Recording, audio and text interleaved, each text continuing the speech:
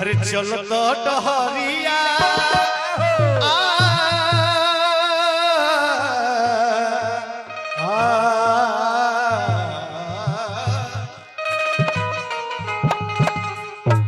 चलता डहरिया राजा लपाओ रे चलता डहरिया राजा लपाओ रे चुनियों से तू बोलनुआ के गाँव रे चुनियों से तू चुनियों से तू बोलनुआ के गाँव रे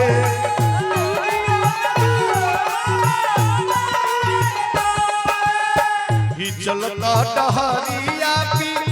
राजा लपाओ रे चलता जुझियों से दुर्बा दुर्बा बोलनुआ के गाँव रे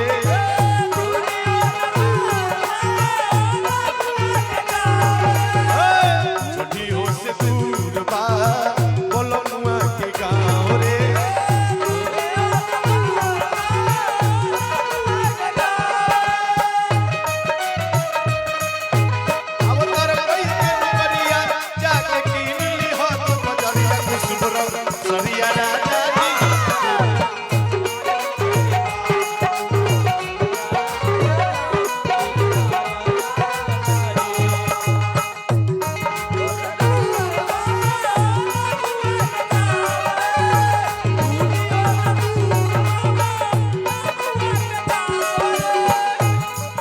आगे पहले जाए के अकेल बा संगी ना साथी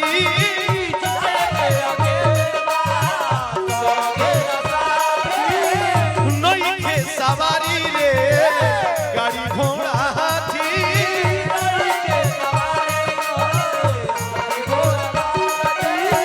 बीच दरिया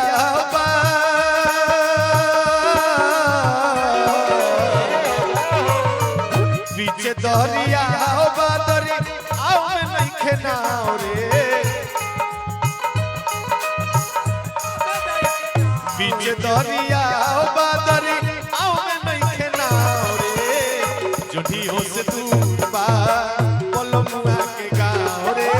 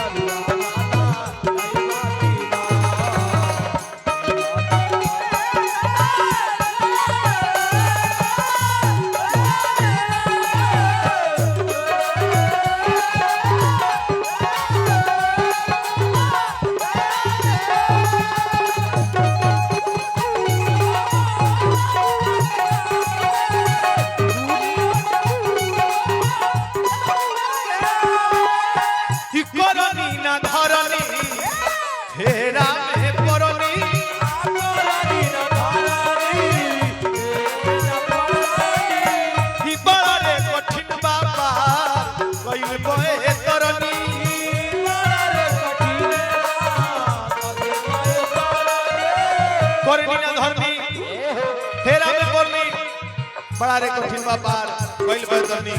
कवि के कल्पना कवि के भाव कह रहा कैसे कह रहा तोरे नहीं आवे दरी आओ में बाटू बाव रे तोरे नहीं